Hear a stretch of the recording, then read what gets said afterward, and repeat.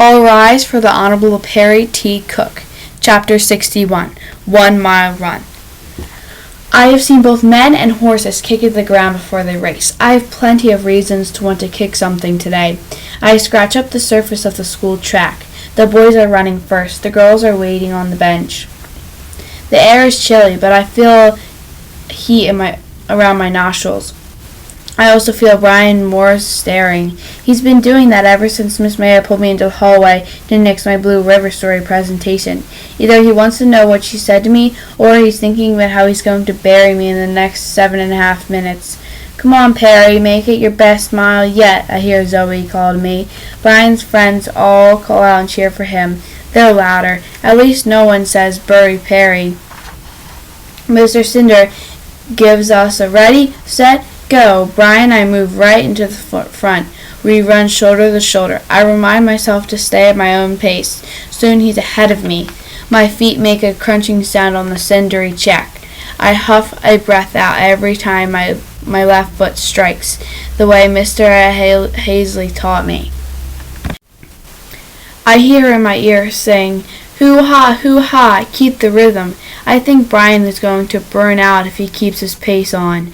At a quarter-mile mark, Brian is well ahead. I don't have my mind on winning. I'm on automatic pilot, and I'm thinking about Thursday. If I can't share my project, what am I going to do? It'll be worse. I'll stick out like a sore thumb thanks to Van Leer. He surges through me and goes into my legs. He didn't have the guts to tell me he was nixing my presentation. He's a chicken for making Mrs. May do it. That hoo-ha rhythm in my ear changes to darn you, and then it's darn you, Mr. Lear. I might be pounding the track a little harder now. At the quarter mile mark, I am still behind Brian Morris. He looks over his shoulder. I stretch my stride a little by little, and the gap closes. The final 100 yards, I come up beside him. I have to kick for the finish. I'm sprinting towards Mr. Cinder with a ticking watch.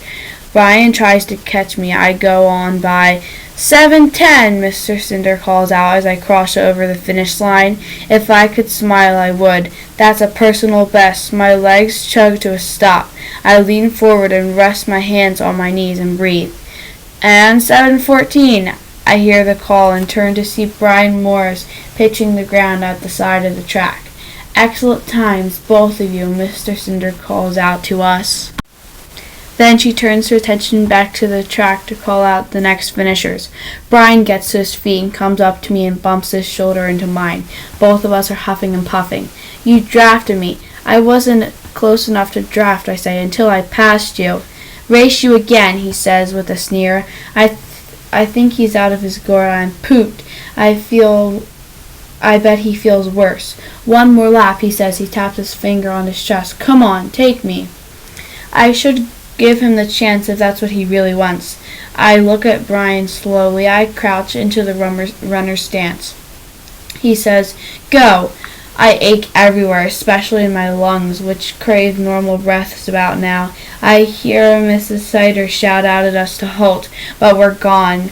Pounding our way around the gritty track, we pass the slowest runners, kids who haven't completed the mile yet.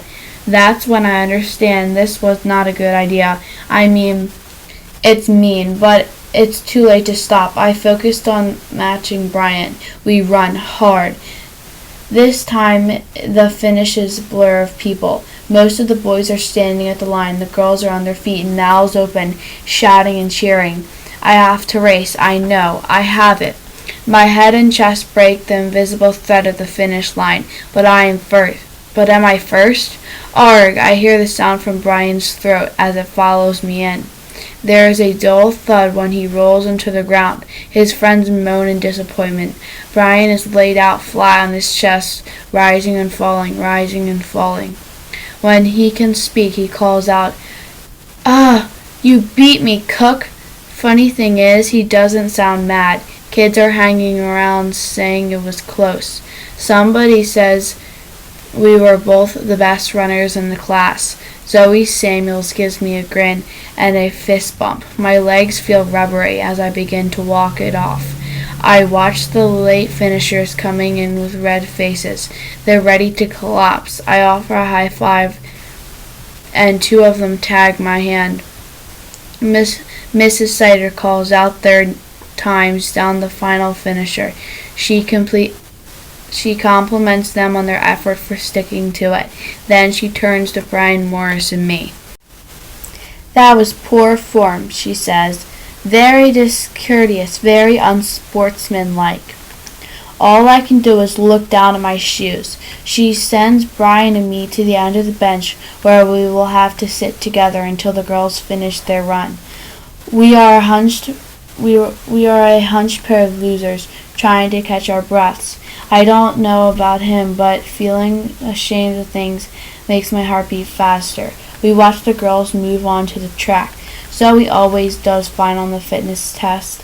Today she's mid-pack.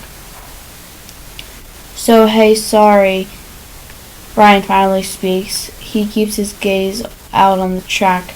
"I challenged you and I got you in trouble." I shrug. I didn't have to take the challenge." "Yeah, but if you hadn't, well, you wouldn't have been... that would have been pretty dorky." I snort a big snort. "It just happens." That makes Brian laugh. He snorts too. I never thought I'd be sitting on a bench snorting with Brian Morris. "Seriously, why are you so good?" he asked.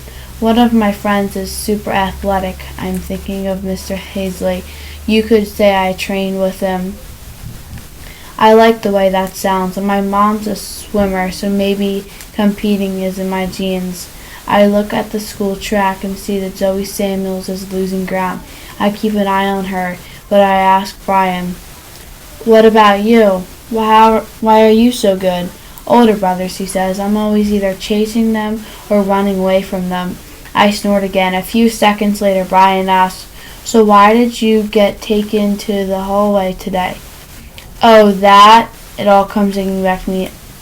"I can't. They won't let me." I hesitate, and Brian finds his way back. They can't let me present my Coming to Butler Country project with the rest." "What?" Brian sits up straight and turns towards me. "Why not?" It's too much private stuff," I say. On the track, Zoe has slowed to a walk. She's holding her cheek in her hand. "It's the bad tooth." "That stinks," Brian says. Yeah, I get to my feet. Mrs. Sider, Mrs. Sider," I point across the track to Zoe just as she drops to her knees. "Runner in trouble." "Oh, goodness," Mrs. Sider says. "Hurry out there, Perry, walk her in," she says. I get up and start sprinting. I'm surprised when Brian Morris followed.